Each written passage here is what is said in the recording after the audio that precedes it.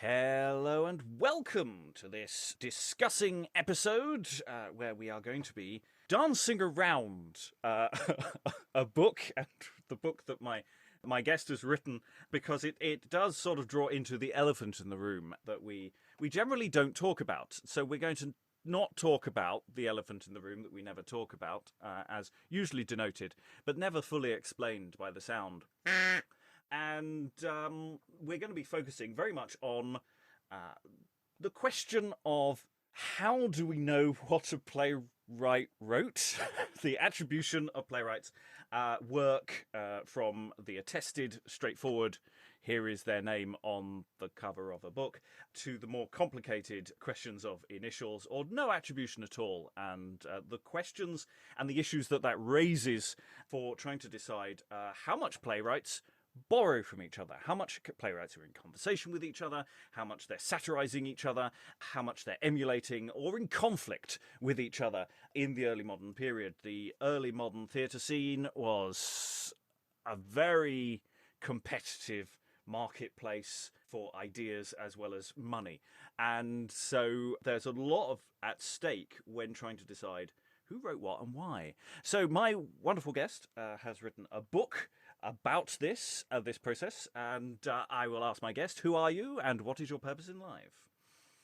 Hi Rob, thank you so much for having me back. I'm Darren Freebury-Jones and I'm author of several books on early modern playwrights. Most recently, the book will be dancing around Shakespeare's Borrowed Feathers with Manchester University Press. I'm also associate editor for the collected works of Thomas Kyd and general editor for a forthcoming edition of the collected plays of Robert Greene. Yes, and I suspect we may lean heavily into the Greene and the Kyd universe because there are some really exciting things going on there that we will get onto. But let's start at the basics. This is a book about attributing works and attributing how different playwrights are in conversation with each other, who's borrowing whose feathers, and to a degree why. The whole area of attribution is sometimes a fraught one. There are different ways of working. How do scholars, past and present, work through attributing different works to different playwrights? Great question. Yes, It's not a small question, is it? It's not a small question to kick us off. It's a pretty heated field, which I wasn't really aware of when I got into it. I love the kind of textual sleuthing involved with attribution studies, and I had no idea initially that it was such a contested field. But I think it's a really valuable field for our understanding of the period and early modern drama in general. So it's not just a case of praising particular writers. We can learn more about their place in this historical process. So, for instance, if we discover that Thomas Lodge appears to have written a play for the Queen's Men, we can't say that he stuck only with Lord Strange's men because he spent his salad days in the Stanley household, for instance, or a lesser-known writer such as Robert Wilson, for instance. If we can detect his hand in a Lord Strange's Men play, suddenly we filled a gap between him working for the Queen's Men and then the Admiral's Men. We can develop our knowledge on his relationship with Philip Henslowe and why he appears so frequently in Henslow's diary further down the line. So there's lots of ways of approaching attribution, and I'm a big advocate of your more traditional literary critical approaches in the first instance. So taking a look at the shape of a play, looking at the ways in which dramatists plot plays, their characterization. Of course, you have the external evidence. That should always be the first point of call. If you have a playwright's name on a title page or in a book list, that's usually a pretty good indicator. But as we can see in plays such as The Revenger's Tragedy or The Birth of Merlin, sometimes those lists aren't necessarily accurate, especially when you get quite pesky booksellers and publishers such as Francis Kirkman, for instance, who will slap Christopher Marlowe's name on a play he almost certainly had no hand in.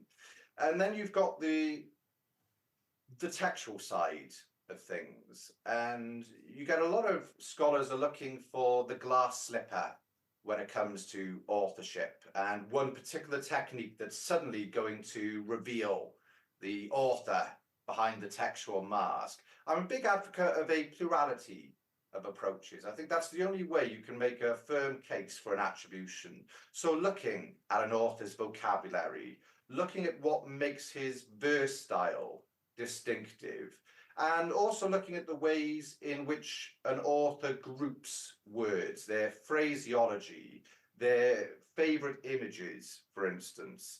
And as I go into detail about in the book, authors were habitually pinching phrases from each other, but we now have these magnificent technological advances which reveal that it's a statistical fact that authorship trumps other factors such as genre, such as imitation, for instance. So authors are more likely to repeat themselves than they are to repeat other authors. And I really like that approach because looking at phraseology, you've got the quantitative level, which feels less subjective than other approaches, but it also gives you the opportunity to analyze the ways in which authors group words according to dramatic context, to actually read these plays, these significant performative artifacts. The play's the thing. I think reading is still absolutely key. Yes, so many sort of bouncing off points from there. Yeah, this question of actually assessing what playwrights are doing rather than necessarily just leaping at this is good, this is bad. I mean, I think this has been something that's historically been a problem of saying, well, this is obviously an inferior version of it, or this is someone who has been, can't have been by X because it is not as inverted commas, good, as opposed to just no. Actually, what's going on in that text? What is that text trying to do? Context is, I think, is a really important point you're making there about yes, if there is a moment in the play where someone is obviously satirizing the Spanish tragedy, which happens a lot, or quoting the Spanish tragedy, then obviously that isn't necessarily a stylistic indicator that it's the same author. They're doing a job. That you're looking for other indicators in texts. Also, just going on to your point about shape and plot. Of course, we know some playwrights made their sort of large part of their career just writing the plot, just laying out the shape of a play, and I'm really interested in that as a sense of actually how you credit people, because in a modern context, if you were writing an episode for television, for example, or for film, you often get story by XXX and then teleplay or screenplay by XXX as distinctly different people, and I suspect that's sort of one of the problems that crops up in the early modern, as to disambiguating who actually sat down and wrote the words, as opposed to someone who's went, you have no idea how to plot a story, let me do it for you. I know how to do plot beats, but I can't be bothered to do the legwork kind of job. So that analogy holds reasonably well. It's a huge stumbling block in terms of plotting. I think it's Tiffany Stern who points out that you might have an author's name on the title page and they didn't actually contribute a word of dialogue. And sometimes, as you point out, authors did just write the plots. They didn't contribute to the verbal fabric of a play. So in 1598, for instance, we find Philip Henslowe commissioning George Chapman to write a play based on a plot by Ben Jonson. And this is something I've delved into with Dido, Queen of Carthage, which is something of an attribution mystery, where you've got the 1594 quarto credits that play to Christopher Marlowe and Thomas Nash Gent. And I've not been able to find, as several other scholars haven't either, any trace of Nash's hand in the dialogue of that play. And one conjecture I've made is that Nash was actually responsible for the author plot of that play. He's drawing from Virgil, and Marlowe bases the play on that. I was met with quite quite patronizing responses in some regards to that particular hypothesis, where scholars said, how can you possibly try and trace Nash's hand beyond the missing manuscript of the play? So I was looking at traces of Nash's phraseology in stage directions, for instance, thinking of how an author plot was constructed. But you just reach the point where you say, well, it's not impossible that Nash's contribution to this play was via the plot, but it's also impossible to confirm. I can neither confirm nor deny in this instance, but I think it's a hypothesis worth putting out there in the case of certain plays. Well, and also that might overlap with the issue with another Marlowe text like Dr. Faustus, where there is this question of various attribution issues with that, because of the nature of the text that we get are much later than we are assumed initial performance dates, and that there are multiple authors and multiple layers over time as well. But I again, that feels like the kind of logic of someone who understands prose very well, like Nash, coming across this very successful book and being there to say, okay, what do we lift out of it, and what do we keep, and what do we not? And the conversation between Dr. Faustus the play and the Dr. John Faustus, the English translation of the German Faust book, is really, really tight for the bulk of the play. In fact, many of the structural problems of the play come from the book. Yes. that they never solved. It's like Dr. Faustus is known as a beginning, a muddle, and an end, and there's a reason for that. The middle of the book is a mess. It's very apt that you speak of Dr. Faustus, because it's a play I've been working on recently in terms of authorship, specifically the 1604 so-called A text. And I think it feeds into what you were saying about qualitative judgments. So you've got the high tragedy, oh, this must be Marlowe, and then the low comedy, so this must be a collaborator. And the two main suspects for Marlowe's original co-author are Thomas Nash and Henry Porter. And some of the evidence I've discovered in a forthcoming essay suggests that Henry Porter is a more likely candidate than Nash, but I've traced his hand not just in those low comedy prose scenes, but also in some of the tragic portions as well. Yeah, it's I had a thought. I've lost the thought. It was there a second ago, because I'm working on very much on the Faustus source text of the plotting of it, because there are some bits which are quite original to the play. Some of the comic material is interpolated from the sort of jest book section of the original Faust book. But there are bits which are deliberate contrasting scenes, which are much more interpolated than they are from a source that is nicely straightforward. It feels like a mirror structure to me, Dr. Faustus. Revisiting that play recently, it's very clever, and as you say, in terms of its tone, it very much emulates its source material. But you do get a sense of parallel foolishness, be it with Faustus and his primary plot line, or with the likes of Wagner and Robin. The problem of Marlowe is actually how untidy his corpus is. Yes.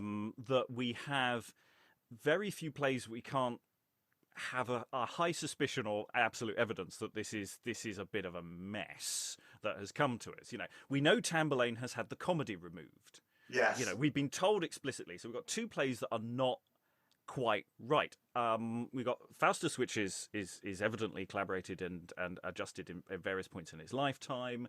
Massacre at Paris is a thing.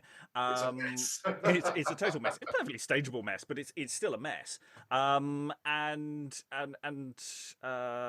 Jew of Malta comes from a very late text, and there's that suspicion, that lingering worry that Hayward's had a bash at it somewhere, or something's happened to it, because there are some weird stylistic shifts after the first act.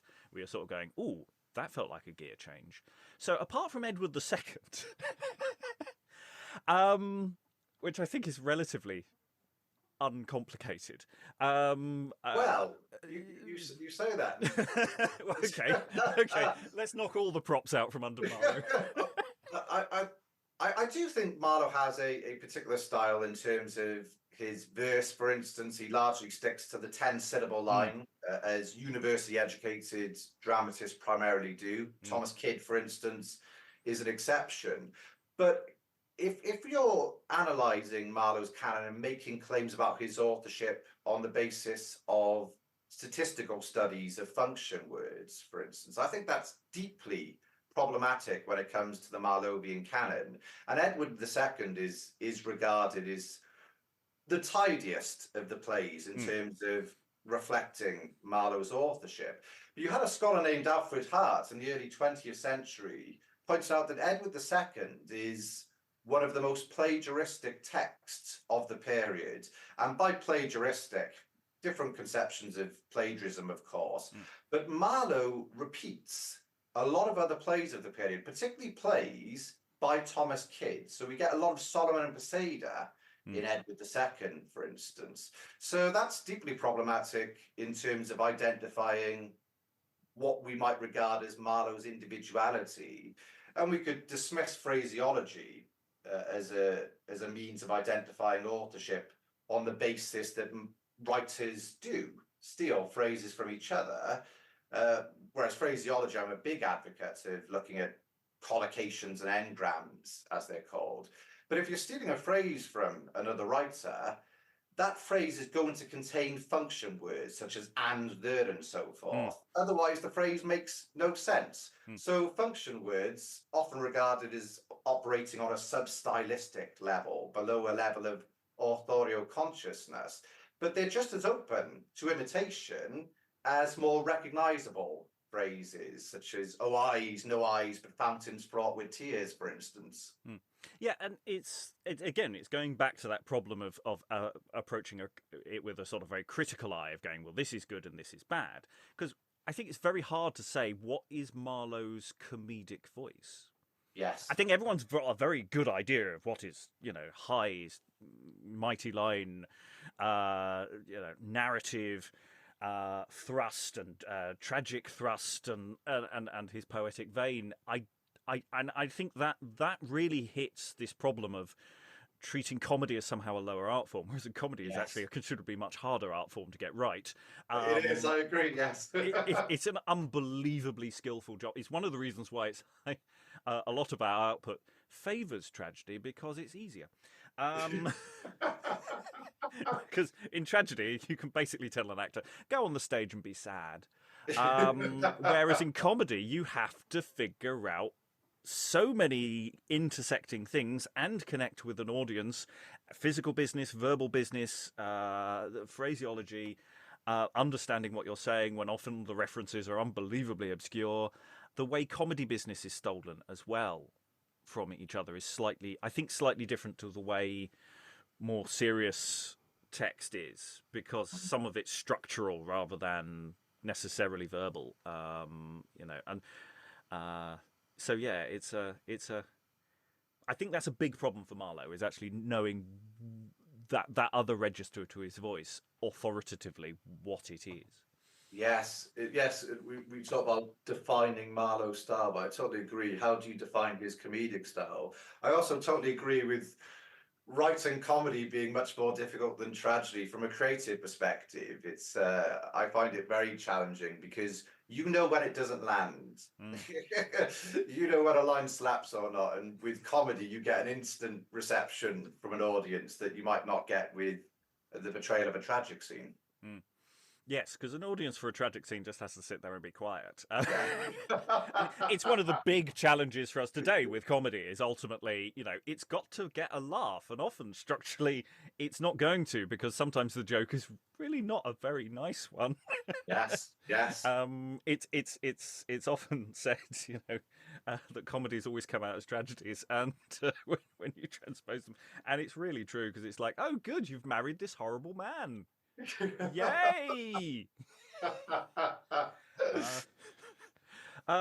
So yeah, in contrast to Marlowe, whose corpus is really a tricky thing to dance around, let's sort of leap to contemporary John Lilly, who is a lot more straightforward in the sense that it seems that Lilly was quite careful about making sure his texts were printed, and actually that his name was associated with a reasonable number of them, and during his lifetime, and certainly fairly authoritatively afterwards.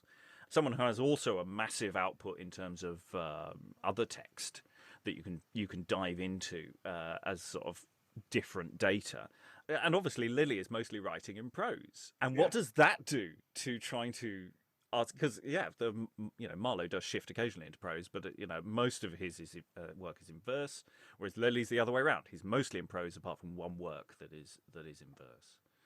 Yeah, Lilly's pretty unique in terms of being one of the only dramatists not to co-author any plays, so far as we know. And yes, almost all of his plays are in prose. I think it's The Woman in the Moon is the exception, which is also written in verse. And I think if I could define Lilly's style, it would be through the word parallelism. So we see that in his what's known as his euphuistic style. So this term deriving from the protagonist of his novels on Euphues. So you've got this sense of corresponding structures in successive clauses, a certain sense of balance, but also just touching upon the shape of a play, parallelism in terms of plot as well, where you've got the parallelism between noble characters and servants. So I think when a text or a scene is written only in prose, it becomes quite problematic for attribution analysis because it diminishes the number of tests you can conduct on it, because you can't compare that prose profile to the metrical profile of an author. And I remember I was cast as Hephaestion in Lilly's Compasbury. We were going to put her on for the Malone Society. The year happened to be 2020. I was really looking forward to doing this play, and we never got to put it on. And I remember first getting the script and thinking, oh, this is going to be difficult because I find verse much easier to memorize. But Lilly does have this wonderful rhythm. It's just a case of unlocking it. And when you get there, you actually find it's quite easy to imbibe these pretty chunky speeches he frequently writes. So yes, Lilly, I find a really, really remarkable dramatist. Something I particularly enjoyed about writing this book was delving a bit more into Lilly and his predilection for theophany. 6 out of 8 of his plays have onstage deities, for instance, and so many elements of Lillian dramaturgy that pervade later plays. I think comedy, early modern dramatic comedy, would be very different were it not for Lilly and his battles of wit between characters, his incorporation of songs, also the ways in which he stages cross-dressing heroines, which is really quite fascinating. What surprised me about Lilly was we've been using the word comedy a lot. So I thought, Lilly, we've got these sparkling light comedies. He's very difficult to pigeonhole. Oh, Lilly. yeah. He's quite remarkable, this 1580s dramatist. And he kind of makes a point of that. So he will say, this is not comedy, not tragedy, not story, nor anything in the prologue to Endymion. Yeah, he'll come on and say, we're not here for Mr. Guffaw. This is all about... you can titter along. Titter if you wish, but not big laughs. The prologue to Sappho and Phail, doesn't he? Where he desires audiences to content themselves with soft smiling, not loud laughing. One thing I did discover with Lilly from a modern attribution perspective, which I was unsure about, because when we're thinking of dramatic authors repeating their favourite phrases, you'll often find that those phrases occupy particular positions in the verse line. And I wondered how would that translate as a method for Lilly, but it turns out he was just as self-repetitive as other dramatists, and we can see that self-repetition even across his one play in verse in comparison to his prose work. So he doesn't completely defy modern attribution methods Yes, there are several thoughts on that. I mean, you were talking about genre. There seems to be something deliberately willful about the way he doesn't leave you with the easy ending. That the endings are always slightly unsatisfying, and I don't mean that as a criticism. They're Oh, deliberately unsatisfying. That not everything's been put back in the box. Whereas with most comedies, it's ha ha ha, everything's fine, we're all now married and happy. Well, at the end of plays, you're often sort of going, well, it's all technically fine now, but I'm not sure anyone's actually, because it's like compromises. They suck on and some level. lovers parted from each other. Yeah, I mean, Sappho and Phao is really quite disturbing about the way it ends. Actually, in the sense you have these lovers who are parted and alone, but also the gods have been destabilized in their world, and it's really interesting. I think the other thing about you were talking about him being a solo author. I think that's because he's also sort of part of an ongoing tradition with boys and schooling and that kind of drama that actually goes back a very long way. There's a good 100 years of attestable convention almost going on there that he's sort of plugging into. And that most plays, I think, up until this point, are actually single authored. It's until you get a commercial stage where time is short and people's skill sets need to be mashed together that you are getting the attribution problems. Whereas there are plays we can't authoritatively say X or Y wrote it or whatever. But for example, most of the attributed corpus of Nicholas Udall, for example, yeah, I see no problems with those in the way that I might with a later playwright where I'm going, well, there's this could be happening or this could be happening. Where it feels that because he's essentially a sort of child performer impresario, that Yeah. it's his house, he's doing it, he's working with them. And also the question of how much repertoire they have to turn over in a year. I mean, they're not, though they do sort of work in a semi-commercial function, there are public performances as well as performances at court. They don't have the turnover that Mhm. the public playhouses are doing at that time.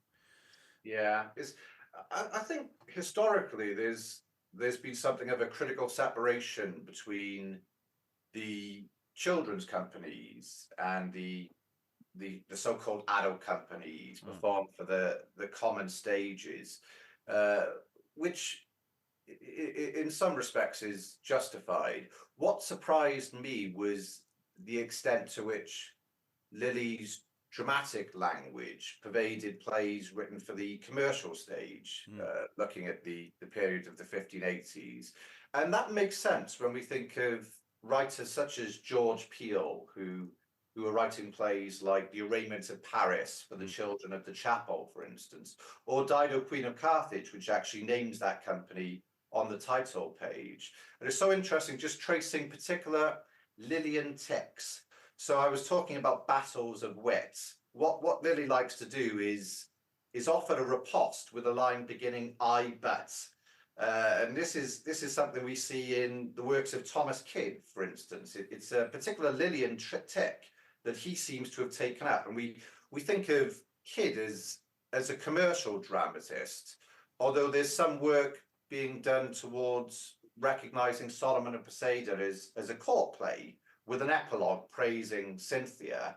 So Lily's style and Lily's dramaturgy certainly seeps into other plays of the period performed for the commercial stages. Yeah, I think it's something about taking the zeitgeist seems to be something that's often going on, and with the commercial stages again, we can't be absolutely certain precisely how many plays they're turning over in those earlier years as well. We only have this very precise data point in the early 1590s when we can say we know what plays are being performed in one playhouse. Yeah. But actually, the question of how many plays they're turning over per year is probably an evolving concept over time, and at the same time they may not be turning over quite so many plays, and it may be more comparable. But I say this idea of the zeitgeist, the idea of because he's getting these texts printed as well, that they're out there. I think certainly later boy companies, when they come back again in the early 17th century, there seems to be Lily is how you do it. Mhm. There's very deliberate emulation there as well, even Yeah. when they are very different collaborative setups and different writers writing for them. They seem to have that. So yeah, moving on to some of the playwrights who we said we were going to leap into rather a lot, and then we haven't. So Kyd, Greene, and Peele, who are very interesting, contrasting authors. Actually, I find them they're very interesting. So starting with Kyd, Kyd's corpus has always been relatively tight in terms of modern thinking, but obviously you're working very explicitly on defining the limits of where he lives. So how many plays did he write, and then how many plays do you now think he wrote? Yes, it's curious with Kyd. We say his canon is quite tight, when for a long time it was reduced to just 2 plays. The Spanish Tragedy, very much the blockbuster hit of the period, the Gone with the Wind, the Avengers Endgame of the Elizabethan period, and his translation of a work by Robert Garnier, Cornelia. But there's been a lot of scholarship dating back to the late 19th century, really, looking at other plays. And I would say that his accepted canon now also consists of Solomon and Poseida, a tragedy of love, which also adheres to that label of being a Turk play. I'd also be inclined to give him Ardna Faversham, which has been attributed to him since 1891. There was a real consensus, a globe-trotting consensus of international scholars who gave Ardna Faversham wholly to Kyd in the 20th century. Also, the true chronicle history of King Lear, and Fair Em, the miller's daughter of Manchester, it's a nice play. I'm not sure it warrants me having read it as many times as I have, Fair Em, the miller's daughter of Manchester. So on the one hand, it's a play about William the Conqueror falling in love with a picture on a shield. And on the other hand, it's a play about the daughter of a miller feigning blindness and deafness in order to avoid numerous suitors. And I also see Kyd's hand in a couple of collaborative plays. So the play known as Harry VI, put on by Lord Strange's Men at the Rose Theatre in 1592, and the Reign of King Edward III. Fair Em's an interesting text. I think with comedies that are fundamentally fairly light and frothy, that their revivability is smaller, in the sense that actually there's only so many times one can see that kind of light frothy thing, whereas something that is doing something a little bit more complex, and that's entertainment is there's nothing wrong with it. Good solid entertainment. I mean, there are some problematic elements to Fair Em, but there are places in the repertoire, and actually that's the thing. If you think about modern cinema today, we have the big blockbusters, but actually what's going on under the surface? What's the films that are being churned out 10 to the dozen? They're rom-coms and they're horror films. They're the things that are cheap and are produced all the time, and they're the things that are always bubbling on underneath the surface. And Fair Em fits one of those very, very well. It does. You could kind of think of it as popcorn entertainment. Yeah. But it is very clever in terms of thinking about what's bubbling under the surface. You get a real clever sense of generic inversion. So the source material for Fair Em is very dark. A courtly controversy of Cupid's Courtels, a work by Henry Wotton. The Kids also uses for Solomon and Poseida and the play within a play in the Spanish Tragedy. So Kyd's kind of reversing it in that play. So it's a lot cleverer than it appears on the surface. And Fair Em as well, it's a heavily abridged text. So it's much shorter than a lot of surviving Elizabethan plays. But for me, Kyd's style, as well as his his plotting skills and his distinctive use of sources, it still shines through in Well, what we have that survives to us with Fair M. yeah, well, as we were saying earlier, it's really hard to do a fun comedy. It still takes skill to get people, calling for a bit of Fair M. And just on that analogy earlier, rom-com and horror, we could almost bracket true crime in with that, with Arden, in the sense that it's a fascinating play. I mean, we did it for the Revels last year. It's this black comedy until sort of about 2 scenes to the end, and then suddenly everything goes real, really quick. So it's like comedy, death. And it does actually manage to do that transition fairly effectively. It's a really difficult thing to get that balancing act right. And for me, that's a Kydian forte. I think you get a real sense of black comedy, grisly humor in his plays. And probably the most famous example would be in the Spanish Tragedy, where you have the character Pedregano is about to be executed and is convinced by the Machiavellian schemer Lorenzo that a page boy has his pardon in a box, and he jests himself to death. He mocks the executioner upon the scaffold before being turned off. And that's just a wonderfully crafted sequence where you get this prose speech by the page boy revealing that there is nothing in the box, preparing the audience for this sensationally lethal turn in Lorenzo's scheming. I think in terms of comedy, often the things that land for us best today are those dramatic irony, comedic irony that they play, and often that's why some of the funniest bits in plays are in tragedies, because you're sitting there going, it's this Schrodinger's pardon. He thinks he's alive, and the page knows he's dead until you open the box. And yeah, it's incredible. But there's lots of little moments in Spanish tragedy which are asking for this question of tone and also confusion. I mean, it's a shame we don't have what the ending probably looked like or sounded like, with the characters all speaking different languages. Yes. Which the publisher of the book very helpfully translated into English, because we really needed to know what they're saying. It's quite the ending, isn't it? Very much the fall of Babylon in that play within a play. So Kyd's got a question of trying to decide what is Kyd. So in terms of those decisions, what sort of things led you to making those decisions about the wider elements of his canon? Well, if we think of it from your more traditional approaches, I think there's that plotting ability I was talking about. I think we see similarities in plays such as Arden of Faversham and Fair M with Kyd's engagement with Cupid's Cortels in other works of his. I think it's also that sense of mingling comic and tragic matter in quite a distinctive way. Kyd is also an incredibly multi-patterned playwright. I get a real sense of the word that often springs to mind when I read Kyd is voyeurism.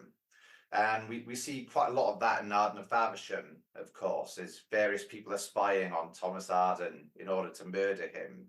And we really get that in the Spanish Tragedy, which is an incredibly crafted play where you've got the ghost of Andrea and the allegorical figure of revenge. They're watched by the audience. They are in turn watching these murderous characters who are watching the lovers, and then we conclude with a play within a play.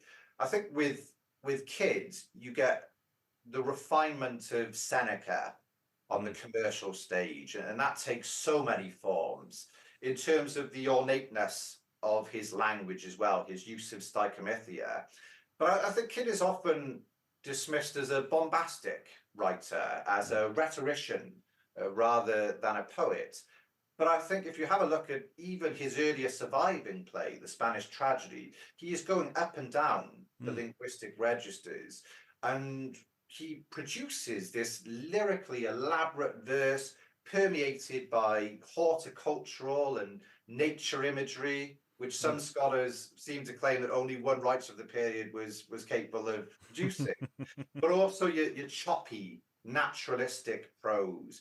I think what Kyd does is gives his characters distinctive voices in ways that other dramatists, such as George Peele, for instance, don't.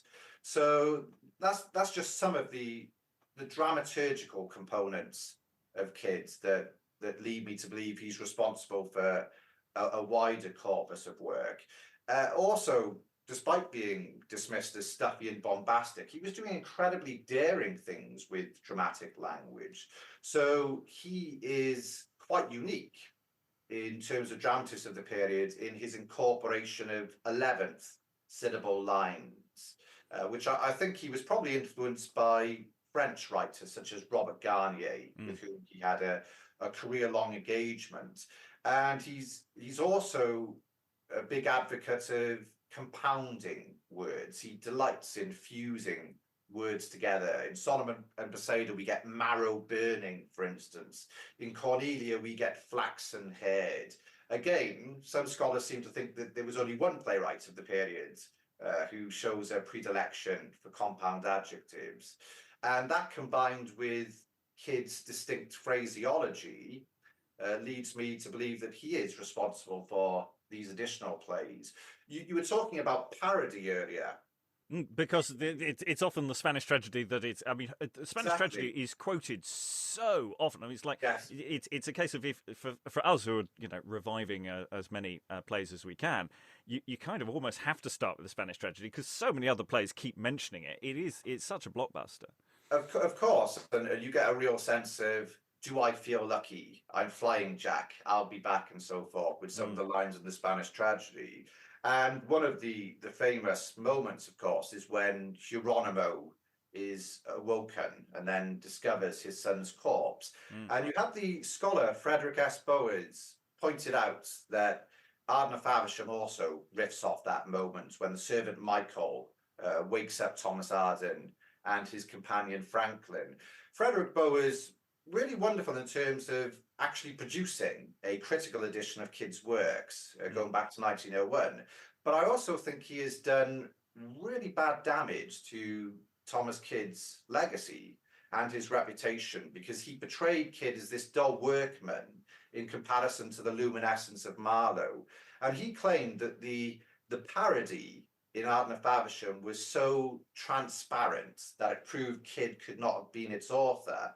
But applying your modern corpus linguistic approaches, you have a single line in Ardna Faversham that, yes, it riffs off that moment when Geronimo is woken, but it also riffs off several lines later in the Spanish tragedy, and also a line in Solomon and Poseidon, the phrase, "what dismal." So what you've actually got is 4 unique parallels with Thomas Kyd in the space of 10 syllables.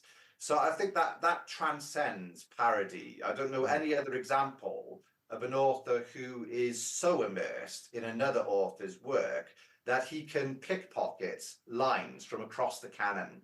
Yes, and also within the context of what's happening in that scene, I'm not sure parody makes a lot of sense in that. No, not really. It's not a rib tickler moment, is it? No, I mean it's not like the more confusing question of the first part of Geronimo, where this is explicitly a parody that may contain traces of an earlier text, which makes life incredibly complicated. I mean, I'm very fond of Geronimo. I do think it's actually the problem with Geronimo is it's too good a parody of the Spanish tragedy that it might kill the Spanish tragedy. And that, when you were talking about bombast earlier, it's the problem that the bits that are in the Spanish tragedy that are like that are so arresting and therefore sort of override the other techniques and the other things happening in what is actually a very complex and interesting play in terms of styles that are being played with. And it's a fabulous moment, isn't it? What dismal outcry plucks me from my rest. That yes, it is reminiscent of Geronimo, but I don't think it's necessarily parody or satire or even self-parody. I think I think for me, it's Kyd just using the phraseology most natural to him for a similar dramatic moment, a character being awoken in the middle of the night. So from Kyd, corpus has always been sort of kept relatively tight, or has fluctuated a little bit, to Greene and Peele, who have been attributed to almost every single play from the period. If it hasn't got a name associated to it, it's given to Greene and Peele. So, yeah, how do you disentangle their works? We've talked about Greene in the podcast before, but we can always talk again. That's fine. Yeah, I'm always happy to talk about Greene. So yes, I wrote a book on him, reading Robert Greene, and I just found him the most fascinating dramatist. That he was incredibly eclectic in terms of his literary output, and he is recognised as a prolific pamphleteer. But I think he exerted a huge influence on the evolution of commercial drama. And I think he's a really tremendous dramatist who produced plays that are highly entertaining and have so many memorable moments. You think of ascending and descending allegorical figures such as Venus in Alphonsus, King of Aragon, for instance, or brazen heads belching forth flames of fire, or wooing scenes that take place on the battlefield. So what I've done is augmented Greene's canon from 5 plays traditionally attributed to him. So you've got Alphonsus, King of Aragon, Friar Bacon and Friar Bungay, the collaboration with Thomas Lodge, A Looking Glass for London and England, James IV, the Scottish history of James IV, and Orlando Furioso. And I also give Greene Lacrine, which I think is almost certainly a Queen's Men play, and Salimus, which I believe to be another collaboration with Thomas Lodge, which again is a Queen's Men play. And I think Greene often gets dismissed as being something of a hack writer, with the wolf persistently clawing at his door, and so selling his services to anyone or everyone. But my evidence suggests that Greene intended, in the first instance, we know he was very naughty with Orlando Furioso, of course, and sold it off to the Admiral's men when the Queen's Men went on tour. But I think he intended all of his plays for the Queen's Men. So Greene is one of, if not the leading dramatist for the leading company of the 1580s. And again, it's this question of reputation. You were saying there, people, because he was idea of that he was profligate, or the money was handy, and therefore his work isn't good. I mean, it's like sure, everyone was doing that to some degree, regardless of whether they worked for one company or not. And it's sort of like I think what I like about Greene is he's an interesting best of both worlds writer for me. I think he's actually very accessible, in a way that sometimes some of the more mighty bits of Marlowe and some of the more bombastic bits of Kyd can actually be distancing, and some other writers as well who really go into whereas I think Greene is always very clear narratively what he's saying, emotionally what he's saying. That's not to say he doesn't dive into extended metaphor or other poetic devices, but there's always that sense of the audience knows what's going on all the time, and I really respect that actually from any writer. Greene, some of his comedy, just sort of going back to comedy, we talk about what is Marlowe's comedic style. I don't think some of Greene's comedy would necessarily land that well in terms of political correctness, but no. He does often remind me of an older British sitcom writer, where he really delights in writing foreign accents, and we see that with the assassin Jacques in James IV, for instance. It's quite a fascinating style of comedy that became popular decades and decades and decades further down the line, and then doesn't necessarily land that well today in 2024. Yes, no, there is a sort of a low quality to it. Yeah. That, it's sort of like yes, this worked in the 80s, but we're not necessarily going to do it today. And that's always the problem. The big problem with most of the comedy is that they're often it's punching down, and that's why we we object to it. But that doesn't mean structurally it isn't doing good work. You can still say the playwright understands what they're doing. It's just they're not necessarily using their powers for the forces of good. And yeah, in contrast with Peele's canon as well, in terms of identifying what Peele is about, because Peele dances around a certain amount in terms of the kinds of text that he's writing, the kind of stories that he's telling. There is a genre shift. And tonal shift as well. That's quite obviously the outlier is Old Wives' Tale in comparison to say King John. That they are quite different, but there are also big similarities in terms of what he's doing as well. How do you untangle Peele? I think there's still a lot of work to be done on Peele, to be honest. And as you say, I think Peele in particular has had almost every anonymous play of the Elizabethan period attributed to him. Just in terms of thinking of genre, we often think of Greene in terms of his plays as comedies, which feels quite Lillian. Some of his plays, like James IV, also feel dramatically unhappy. And one of the things I've tried to do with Greene is get him recognised also as a contributor to the genre of tragedy. So Greene, a much more eclectic writer in terms of his dramatic output than I think has been recognised. Peele is quite incredible in terms of his eclecticism and in terms of the genres he traverses. So you're getting a sense of the pastoral with the arraignment of Paris.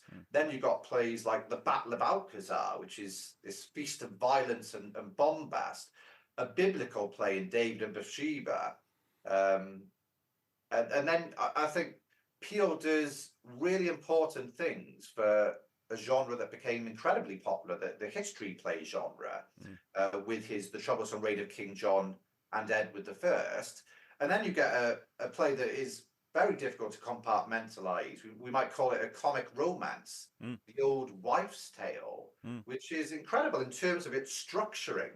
It's a very meta-theatrical play, and it delves into a sense of storifying drama, where you've got this blacksmith's wife tells these stories, and that becomes the basis for the whole play. It reminds me of that mouldy tale to which the great writer George Wilkins contributed, Pericles, in terms of Gower as a choric figure there. And then Titus Andronicus, I think Peele is now widely recognised as co-author on that play. I think Peele has his very pronounced tics. His characters, irrespective of who they are, often use the same generalised vocabulary. He's very stringent in terms of his masculine endings. He's very self-repetitious, Peele. So his hand, in some respects, isn't too difficult to detect. But there are a lot of anonymous works that I think we need to take another look at in relation to Peele. Alphonsus, Emperor of Germany, for instance, that's a very confusing play in terms of authorship and chronology. And is this a revised play? Did Peele have an original hand in it? There's a lot of questions still out there, and who knows? Maybe I will attempt to answer them. Maybe I will produce a book on Peele. I was going to say on Peele, is the and actually just briefly going back to all the other playwrights, is this visual sense. I think with Peele, especially with Peele's background in Lord Mayor shows, and his father is involved in them as well, that he's very keyed into the visual presentation. I mean, Alcazar's got fireworks and visual techniques there, but all of these other playwrights are thinking about the visuals, and I think there's this idea that still permeates that in early modern drama. it's just about text and words, and the visuals are sort of secondary. Whereas these playwrights are clearly engaging. Greene has got a brazen head. Oh yeah. Which is this big effect.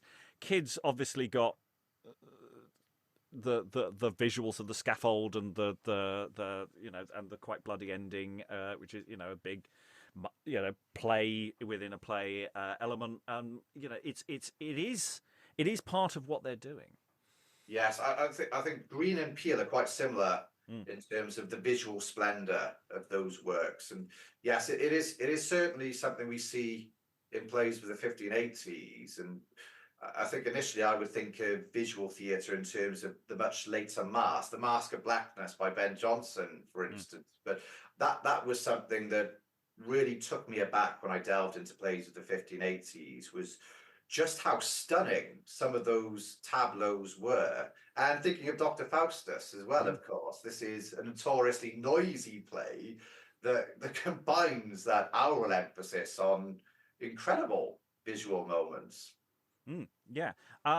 So we don't have a lot of time left, as it were. Your book dances through lots of other playwrights slightly further down the line: Dekker, Marston, Johnson, Middleton, and Fletcher.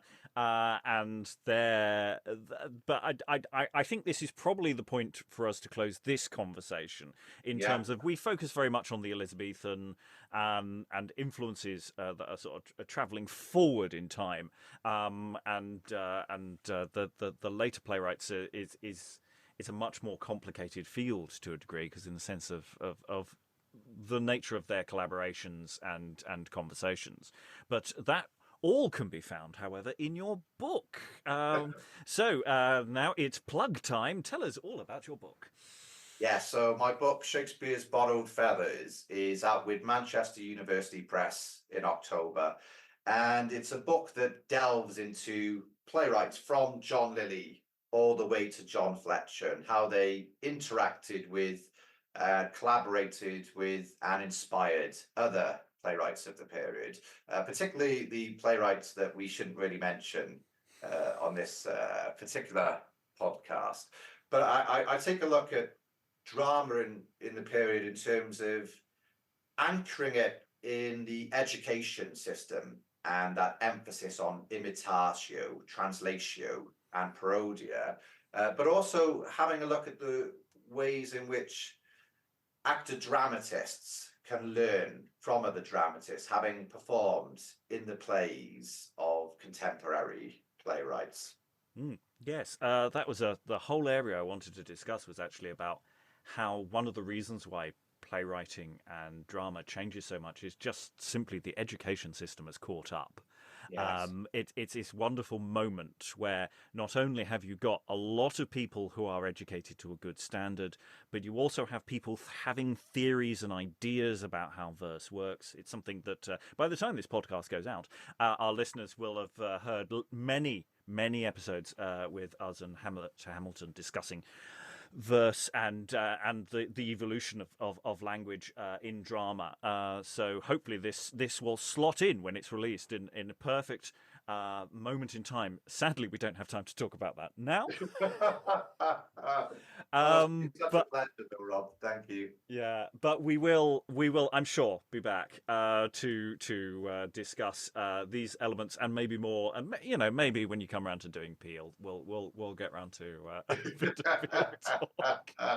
Do you have any final thoughts that you want to throw in before I close this chat?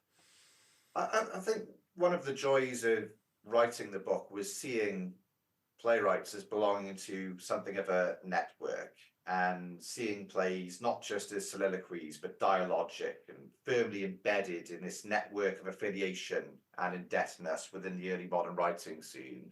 And we were talking about quality quite early in this particular episode, and I think sometimes, and it can be a bit tongue-in-cheek, but playwrights of the period are pitched against each other as if they belonged in a university rankings or league table. And I think each writer is a crucial conduit to appreciation of drama of the period in general. So I'd be a big advocate for lots of love for various playwrights of the period, for all of these dramas traversing such different genres, performed in so many different playing spaces. And I think Beyond Shakespeare is just doing the most wonderful work, contributing towards our understanding and enjoyment of drama of the early modern period. Yes, we don't play favourites. We will mash together as many different plays as possible and see what happens at the end. On that note, all that remains to thank my wonderful guest for joining me today. Thank you very much, and goodbye. Thank you, Rob.